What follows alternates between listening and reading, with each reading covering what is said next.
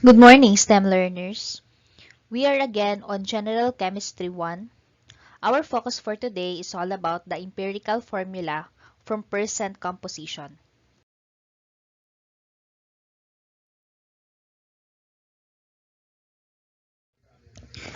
What do you expect to learn after our lesson? After going through this module, you are expected to 1. Explain the concepts behind the empirical formula. 2. Calculate the empirical formula from the percent composition of a compound. And 3.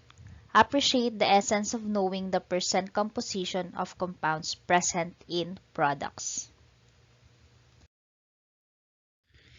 Before we proceed to our lesson proper, let us have first our pre-test. Choose the letter of the best answer. Write the chosen letter on a separate sheet of paper.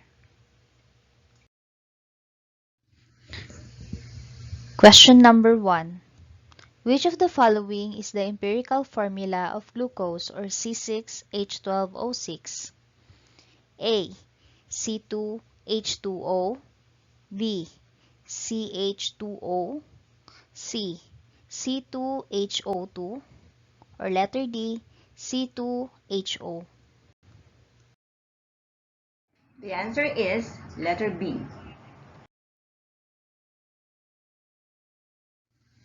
For question number 2, which of the following could be an example of an empirical formula? A. C2H4O6. B. H2O2. C. BaO2. Or letter D. C6H12O6. For number 2, the correct answer is letter C. BaO2 or barium peroxide. For question number 3, a particular compound is found out having 25.9% nitrogen and 74.1% oxygen after undergoing an analysis. Which of the following is its empirical formula? Letter A. N2O5. B. NO. C. N2O4. Or letter D. N4O6. The answer is letter A.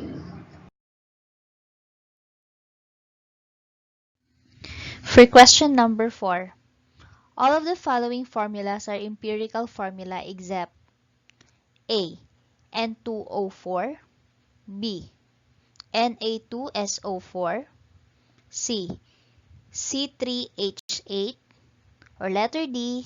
AlCl3. The answer for number 4 is letter A.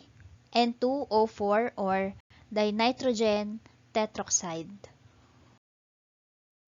Number 5. This formula shows the relative numbers of atoms of each element for a particular compound. A. Molecular formula. B. Nuclear formula. C. Empirical formula. Or D. Structural formula. The answer is letter C.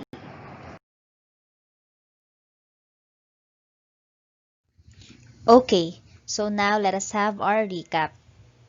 Let us try to review the concepts about your previous lesson on percentage composition of compounds. Analyze the problem below to calculate what is being determined. Write the computations and answer on a separate sheet of paper. Phosphoric acid or H3PO4 is known to be present in very small amount in carbonated drinks and beverages, which is responsible for the tartness flavor. Calculate the percent composition by mass of hydrogen, phosphorus, and oxygen for this compound. Molar mass of H3PO4 is equal to 97.99 gram per mole. Hydrogen is equal to 1.008 gram per mole. Phosphorus is equal to 30.09 gram per mole. And oxygen is equal to 16.00 gram per mole. So here's the answer for number 1. So we have hydrogen is equal to 3.086%, phosphorus is equal to 31.61%, and oxygen is equal to 65.31%. Glucose or C6H12O6 is known to be one of the body's preferred sources of fuel in our body in a form of carbohydrates. Determine the percent composition of glucose. So here's the answer for number 2. We have carbon. Carbon is equal to 39.99%. Hydrogen is equal to 6.727%. And oxygen is equal to 53.28%.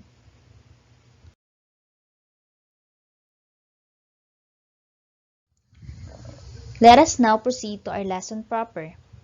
Try to recall those days wherein you keep on discussing the topic of lowest term of a fraction in your class. Have you ever wondered why there is a need to reduce a certain fraction into its lowest term? One of the reasons why there is a need to do this is to lessen the burden in calculations, especially if you are dealing with a large number.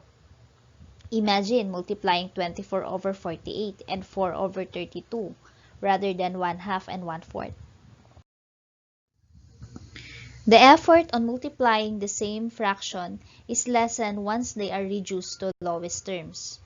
But for this module, it presents something that is somehow the same concept of lowest term, but often used in chemistry, which is known as empirical formula. So what is empirical formula? Empirical formula is a type of formula that gives us a relative numbers of atoms of each element of a particular compound. It shows us the simplest ratio of one atom to another in the compound. To further understand this definition, let us cite some examples. For example number 1, does the term agua oxinada sounds familiar? This is also known as hydrogen peroxide that is usually used as an antiseptic and also as a bleaching agent for textile and hair. Its molecular formula is H2O2. This formula tells us that the hydrogen peroxide molecule is consists of 2 hydrogen atoms and 2 oxygen atoms. If we would determine the ratio of hydrogen to oxygen atoms in this molecule, we have 2:2 or 1:1 in its lowest term. Therefore, the empirical formula of hydrogen peroxide is HO. For example number 2, glucose has a molecular formula of C6H12O6, which tells us that a molecule of glucose is consists of 6 carbon atoms, 12 hydrogen atoms, and 6 oxygen atoms. But if we get the lowest terms of the subscripts of each element, we will have a ratio of carbon, hydrogen, and oxygen which is 1:2:1. Therefore, the empirical formula of glucose is CH2O. When a chemist or scientist discovers a new compound either in nature or by accidentally synthesizing it, the first move is to determine the mass percentage composition of the compound. The next step is to determine the empirical formula of the compound using the information given by mass percentage. But how can we determine the empirical formula of a compound with the use of mass percent composition? So we are now going to discuss how to determine the empirical formula from percent composition. Ascorbic acid or vitamin C is known to cure scurvy, which is responsible for the numerous deaths of soldiers during the American Civil War. If it contains 40.92% of carbon, 4.58% of hydrogen, and 54.50% of oxygen by mass, what is the empirical formula of ascorbic acid? The problem tells us that we need to determine the empirical formula of the ascorbic acid using the percentages of the given elements. But the question is, how do we convert percent composition into empirical formula? For our solution, we can assume that we have 100 grams of ascorbic acid. Therefore, each percentage can be directly converted to grams. The mass of each element is then converted to mole using their molar masses. Therefore, we got this formula for carbon, hydrogen, and oxygen, which shows us both identity and mole ratios present in the compound.